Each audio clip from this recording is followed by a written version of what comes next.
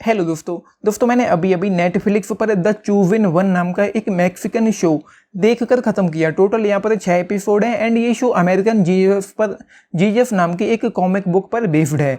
And मैंने इसको देखा यार, टू बी ऑनेस्ट मुझे कुछ भी पता नहीं था इस शो के बारे में। एंड यार यहाँ पे मतलब कहानी के बारे में क्या ही मैं कहूँ, मतलब जो राइटिंग है ऐसे शो की बहुत ज़्यादा ख़राब है। मतलब कोई एलिमेंट ही नहीं है, कोई मूवमेंट ही नहीं, कोई ट्रीटमेंट नहीं, कोई पोटेंशियल नहीं, कोई ड्रामा नहीं, कोई मसाला नहीं, कुछ भी बहुत ज़्यादा एंगेजिंग नहीं, कुछ भी बहुत ज़्यादा इंटरेस्टिंग नहीं। एंड कहानी जिस तरीके से शुरुआत हुई उस पर मैं बाद में बताऊँ। पहले आता हूँ इसके सिनेमैटिक एक्सपीरियंस को लेकर जो मेरा रहा।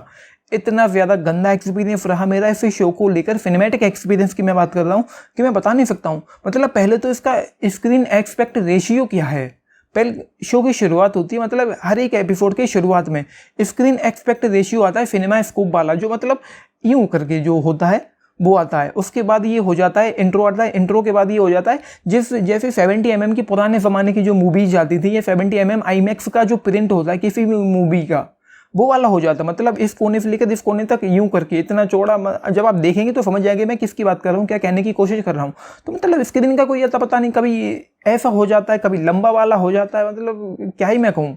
तो ये चीज़ बहुत ज़्यादा गंदी रही। उसके अलावा सेट्स हैं, लोकेशन है, लाइटिंग है, जो कलर्स हैं एंड जो दूसरी चीज़ें हैं, मतलब ज़रा भी अच्छी नहीं लगी। 1999 में ये शो सेट है एंड यार पता नहीं क्या कर रहे थे बोलो। इतना ज़्यादा घटिया कलर्स, इतनी ज़्यादा घटिया लाइटिंग, इतनी ज़्यादा घटिया लोकेशन, मैं बता नहीं सकता हूँ। तो मैं आता हूँ राइटिंग पर। राइटिंग बहुत ज़्यादा ख़राब है इस शो की, कुछ भी बहुत अच्छा नहीं है। एंड इतनी ज़्यादा बाहियात है शो की शुरुआत जिस तरीके से, जहाँ पर कहानी एक मोड़ लेती है, अपने ट्रैक पर आने के लिए एक मोड़ लेती है। जब वो उस ट्रैक का एक्सीडेंट हुआ, एक ट्रक ड्राइवर है जो हाईवे पर चलता हुआ आ रहा है एंड एक ब्रिज पड़ा आगे, तो ब्रिज आया एक आगे और वो आसमान में उड़ते हुए एक सीगल को, एक पक्षी को देखकर इतना उसमें मंत्रमुग्ध हो गया, इतना उसमें खो गया कि वो डिस्ट्रैक्ट हो गया कि वो ट्रक चला रहा है। एंड वो ट्रक जाके लगता है उस ब्रिज की दीवार में, या ब्रिज की दीवार कहना चाहिए, या उसके डिवाइडर में, डिवाइडर भी नहीं, उसमें जाके टकराया एंड वो जाके ब्रिज से नीचे गिर गया।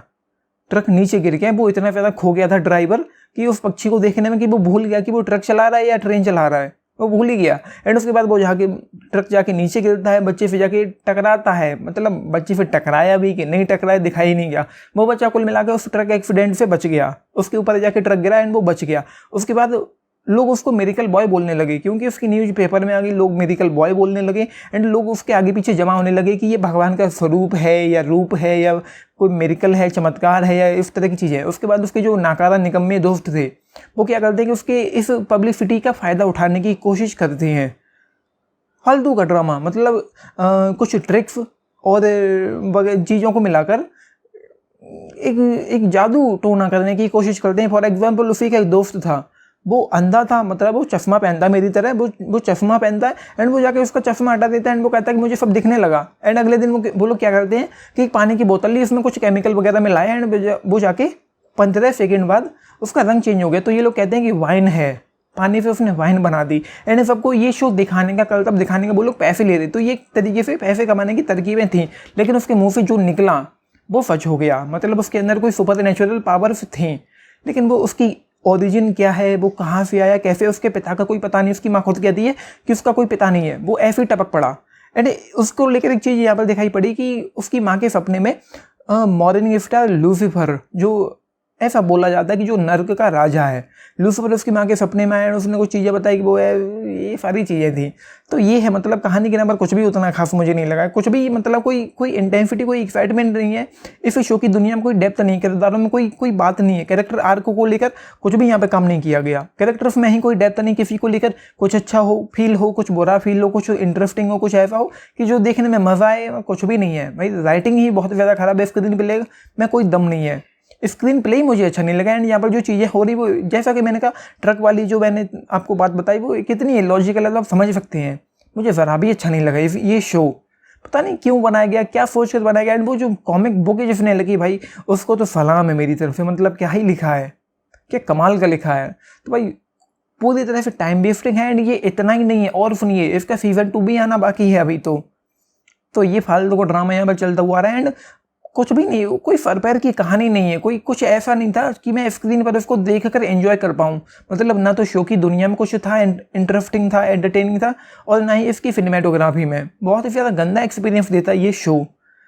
तो ये है भाई, इससे ज़्यादा मुझे कुछ भी नहीं कहना है। एक्टिंग वगैरह ठीक ठाक ही थी, कुछ भी बहुत नया नहीं किया किसी ने भी। एंड कुछ भी उतना खास नहीं है। राइटिंग को लेकर मतलब बहुत सारे किरदारों के बारे में समझ में नहीं आया। वो जो किरदार था वो अंत में जो वो ब्लैक बंदा था वो कौन था, क्यों था, उसकी माँ पर वो गोली तान दे, उसकी माँ पर वो बंदूक तान देता है, वो गाड़ी में बैठे हुए थे एंड जाके वो उसको जाके मिलता है, वो कहता है कि ऐसे केसेस को लेकर उसका कुछ वो है, तो पता नहीं वो कौन था, क्यों था, किस लिए था।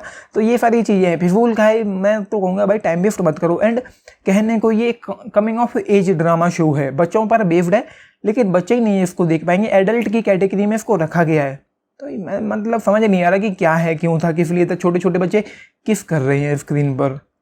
तो ये है भाई, मुझे पसंद नहीं आया ज़रा भी। मेरे पास रेटिंग देने के लिए भी कुछ भी खास नहीं, जस्ट 1 स्टार आउट ऑफ 5। अंत का जो लास्ट एपिसोड था वो अंत में 10-15 मिनट में कुछ थोड़ा इंटरेस्टिंग मुझे लगा, बस ये है।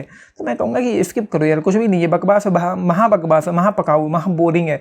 ऐसा कुछ भी नहीं था जो आपको एंगेज कर पाए। सबसे बड़ी प्रॉब्लम यहाँ पर यही है, स्क्रीन प्ले में कोई बात नहीं, ना कोई ट्विस्ट है, ना कोई टर्न है, ना कुछ अच्छा है, बिना सर पैर की चीज़ें यहाँ पर हो रही है। सो ये आपने देखा है, लिख के बताना आप लोगों का ऐसे शो पर क्या टेक है। नहीं देखा तो बहुत अच्छी बात है, इसको मत देखो, स्किप करो, ये डिजर्व करता है। एंड मैं कहूँगा कि इसका सीजन 2 कैंसिल कर देना चाहिए। एंड इस तरह की शोज को नेटफ्लिक्स को बनाने ही नहीं चाहिए बिना सर पैर की कहानी वाले। अपने टेक्स्ट लिख के बताना and like share and subscribe करना चैनल को, वीडियो को। And this is Nitish signing up, thank you.